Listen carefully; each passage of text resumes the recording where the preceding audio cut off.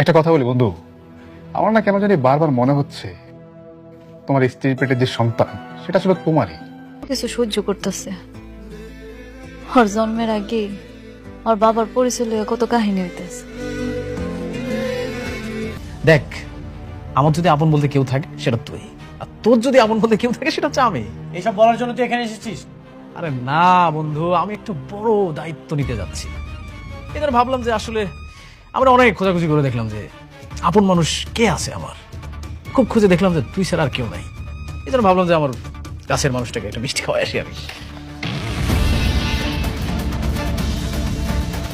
ভনিতা না করে ক্লিয়ার করে বল, কি বলার জন্য এখানে এসেছিস? বন্ধু, খাবার জিনিস ফেলাই দিলি, এগুলো কথা। আচ্ছা বসে শোন। দাঁড়ায় কথা। তুই না সবসময় শুধু এক্সাইটেড হয়ে যাস। শুনবি? শোন, তোর প্রথম স্ত্রী মেঘলা, দেখ বেচারি না আসলে এখন বর্তমান কেউ নাই আপন বলতে। একদিকে এক একটা মেয়ে, আবার আরেকদিকে পেটে একটা সন্তান। সেই সন্তানের আবার কোনো পরিচয়ই নাই। এইসব বলার জন্য তুই এখানে এসেছিস? ও আচ্ছা, মেঘলা তো তোকে কাজ দিয়েছিল। মেঘলার দালালি করার কন্ট্যাক্ট নিয়েছিস নাকি? আরে না না না, এমন কিছুই না।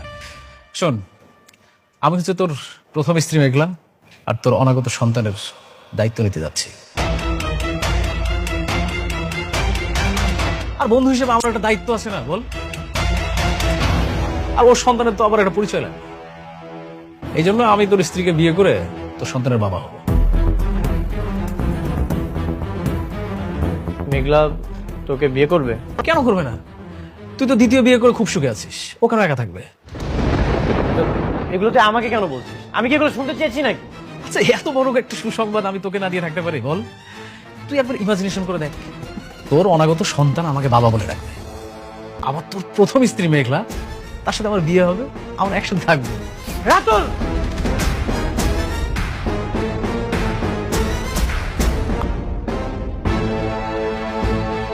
নেক্সট টাইম কিছু উল্টাপাল্টা কথা বললে হিসাব করে কথা বলবি।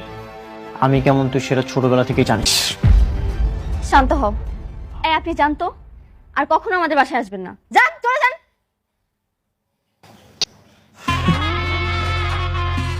তুই বন্ধু হয়ে বন্ধুকে হাত তুললে, ঠিক আছে যা, ভুলে গেলাম।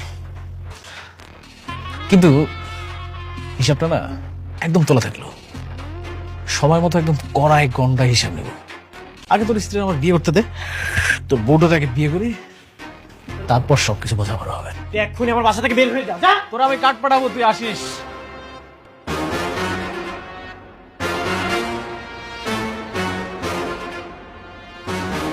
ওর এত বড় সাহস, আমার সামনে দাঁড়িয়ে আমার সাথে উল্টাপাল্টা ভাবে কথা বলে।